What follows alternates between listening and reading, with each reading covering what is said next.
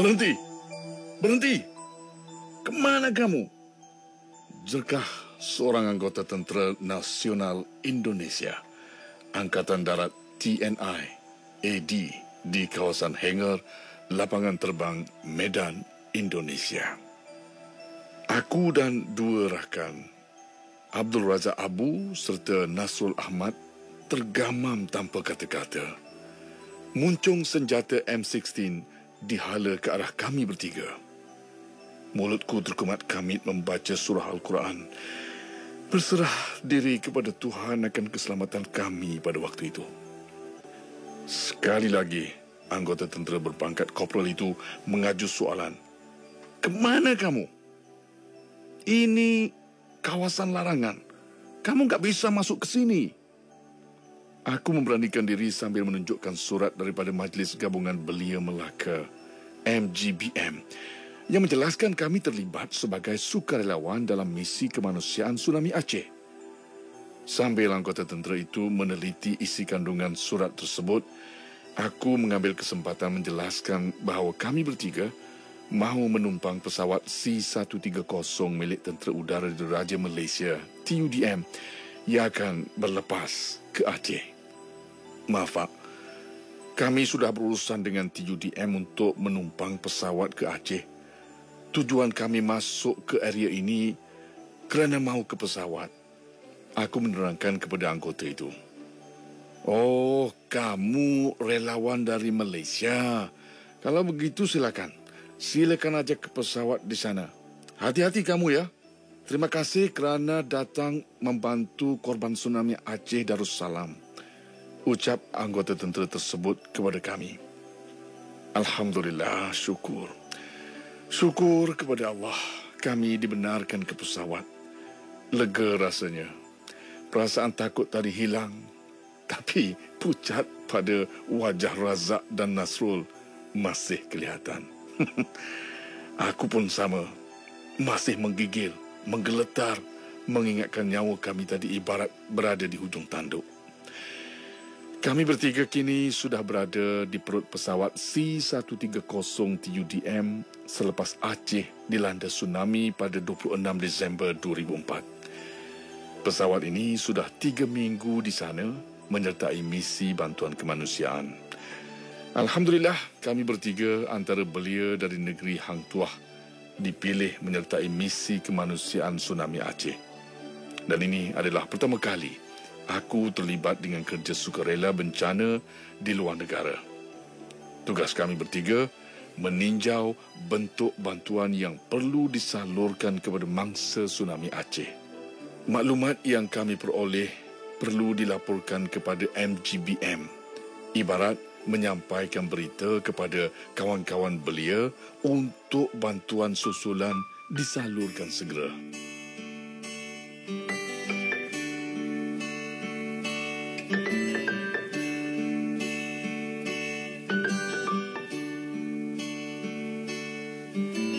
Perjalanan ini terasa sangat menyedihkan. Sayang engkau tak duduk di sampingku kawan. Banyak cerita yang mestinya kau saksikan di tanah kering bebatuan. Oh, oh, oh, oh, oh,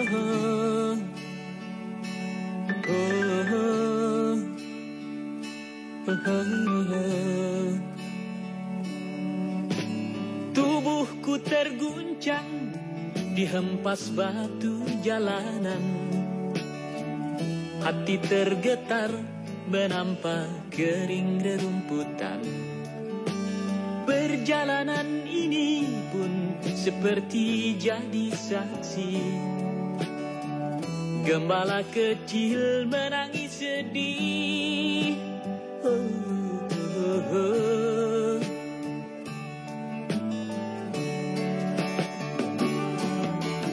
Kawan coba dengar apa jawabnya ketika aku tanya mengapa. Bapak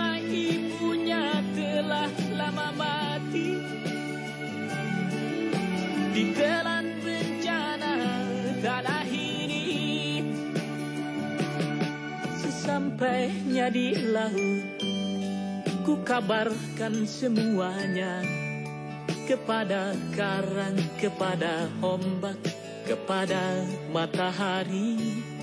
Tetapi semua diam, tetapi semua bisu. Tinggal aku sendiri, terpaku menatap langit. Barangkali di sana ada jawabnya. Mengapa di tanahku terjadi bencana? Mungkin Tuhan mulai bosan melihat tingkah kita yang selalu salah dan bangga dengan dosa-dosa. Atau alam mulai enggan bersahabat dengan kita. Coba kita bertanya pada rumput yang bergoyang.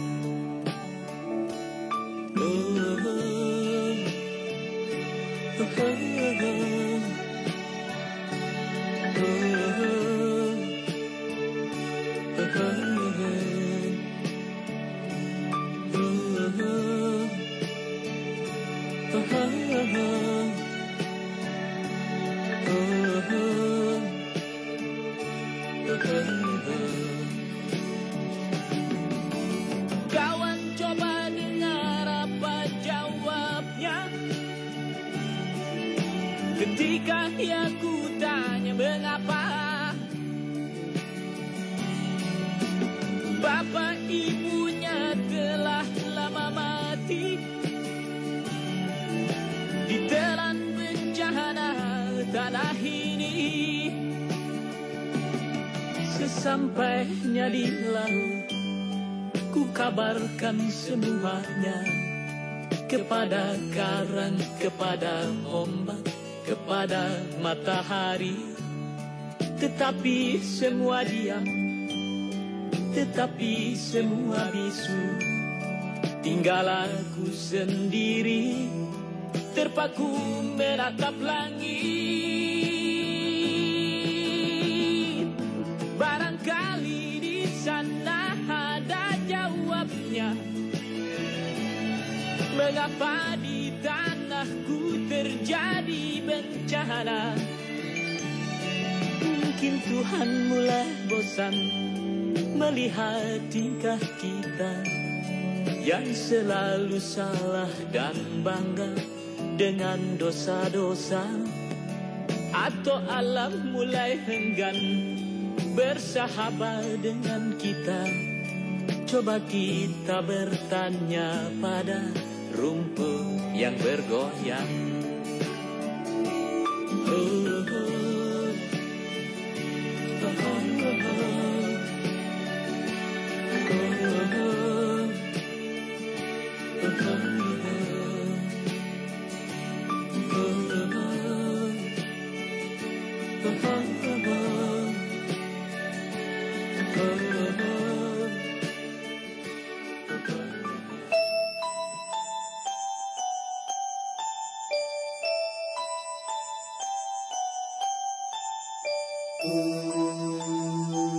(17 Januari 2005). Dari ruang udara Bandar Aceh, aku dapat lihat sendiri bagaimana kesan ombak besar tsunami meranapkan kota di bahagian utara Pulau Sumatera itu.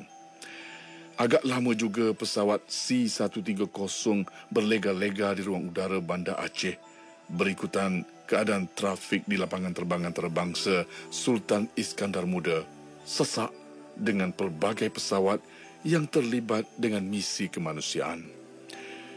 Sebaik mendarat, kami bertiga terus mencari rakan belia Aceh yang telah kami hubungi sebelum ini. Ia banyak dibantu oleh Sekretariat Dunia Melayu Dunia Islam, DMDI, yang mempunyai hubungan baik dengan Aceh sejak penubuhannya pada tahun 2000. Sambil berjalan dari lapangan terbang, aku perhatikan pesawat tentera Amerika paling banyak berada di lapangan terbang itu untuk terlibat dalam misi kemanusiaan. Kami tak menunggu lama di lapangan terbang. Sebaik dijemput oleh Pak Ricky dengan kenderaan Kijang, langsung kami dibawa melihat kesan bencana alam terbesar pada abad ini. Tak tercapai di akal, banyak kapal-kapal besar tersadai di daratan. Malah ada kapal seberat 2,600 tan tersangkut di atas bangunan setinggi 5 tingkat. Allahu Akbar. Demikian kuasa Allah. Rumput-rumput kelihatan menghitam.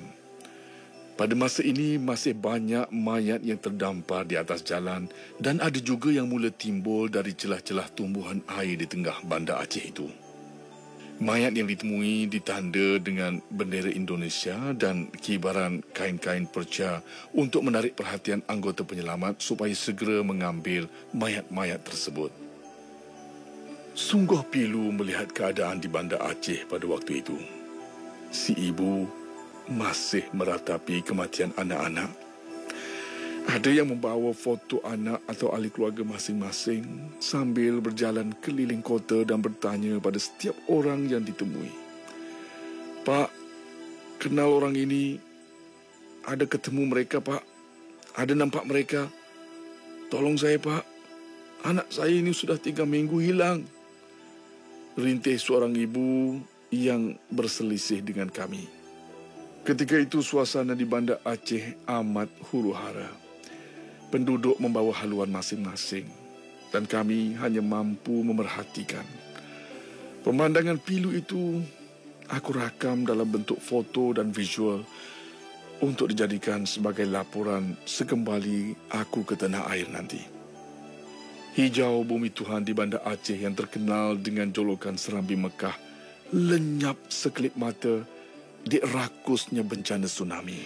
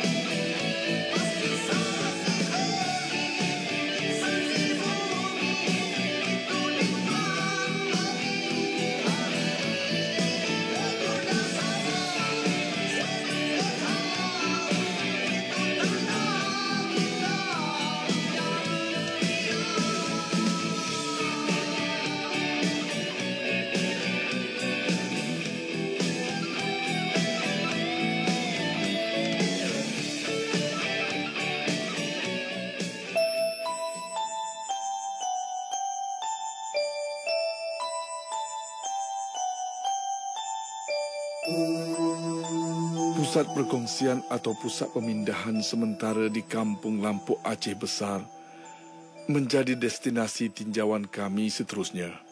Dan 3 hari kami di Banda Aceh, banyak maklumat yang kami kumpulkan. 20 tahun peristiwa tsunami sudah berlalu. Namun, aku masih ingat lagi cerita adik Suryati yang pada ketika itu usianya 10 tahun. Dia kehilangan seluruh ahli keluarga ketika bencana melanda. Malah, Suryati sendiri parah semasa bertarung dengan ombak besar itu. Anggota kakinya putus hingga paras lutut kerana terkena serpihan zinc yang dihanyutkan ombak. Pada masa itu, dia berpaut pada kayu-kayu bangunan dan terasa pedih pada kaki.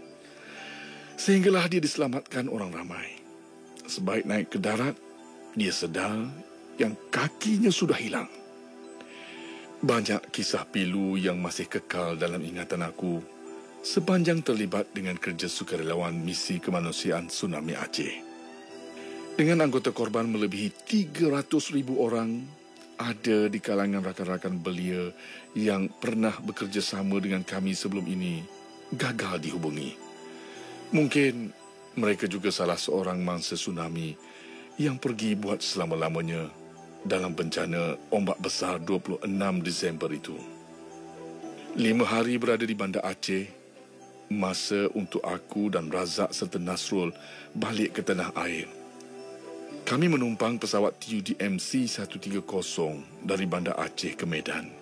Kami menyambung penerbangan dengan pesawat komersial ke KLIA. Hasil tinjauan misi kemanusiaan tsunami Aceh segera aku laporkan. Dan laporan itu digunakan oleh MGBM untuk mengumpul sumbangan daripada orang ramai dan dihantarkan ke Aceh.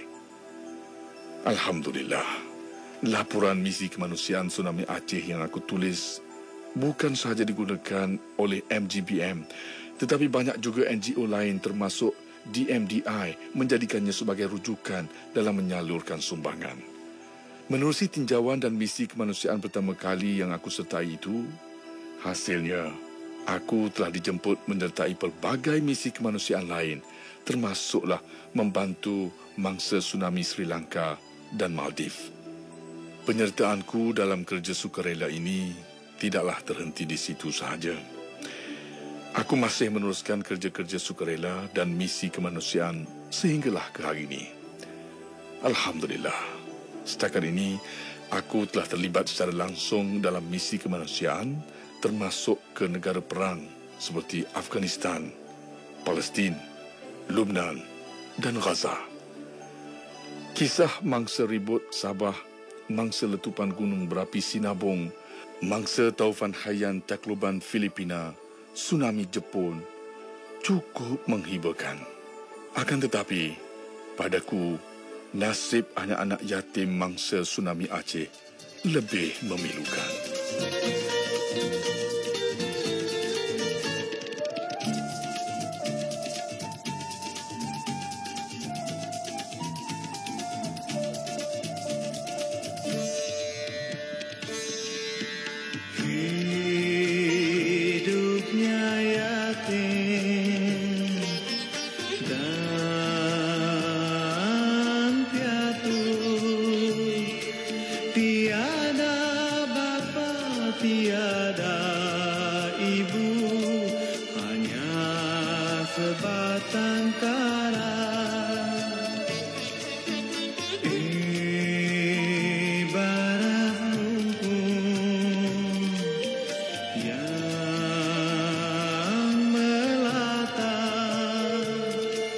Dipandang hina, dipijak pula, hidup tidak berharga.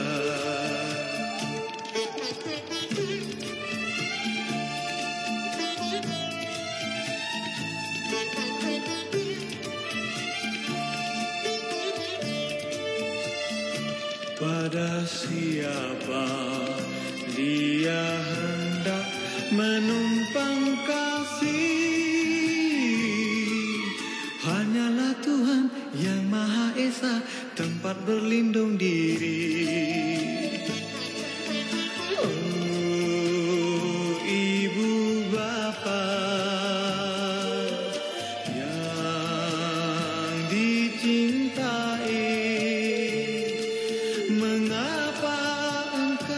pergi dahulu, tinggal yatim piatu.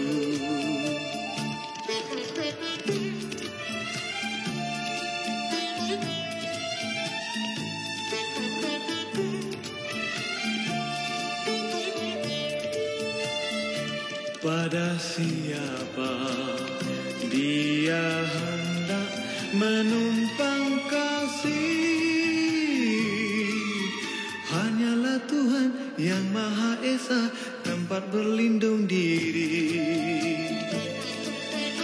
Oh, ibu bapa yang dicintai, mengapa engkau pergi dahulu, tinggal si yatim piatu?